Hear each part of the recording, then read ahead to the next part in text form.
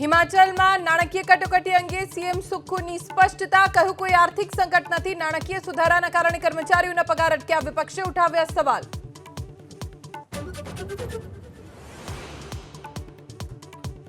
પાટનગર ગાંધીનગર પ્રશાસનની આબરૂના ઉડ્યા ધજાગરા, અડાલત પોલીસ સ્ટેશનમાં ઉભરાયા ગટરિયા પાણી.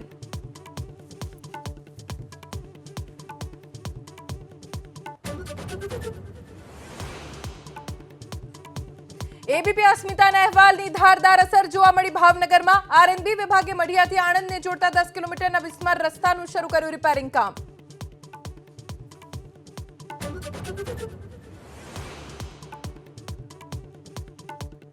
સુરતમાં નવી સિવિલ હોસ્પિટલના તબીબે કરી આત્મહત્યા. ઇન્ટર્નશિપ કરતા તબીબની આત્મહત્યાથી ખળભળાટ, આત્મહત્યાનું કારણ અકબંધ.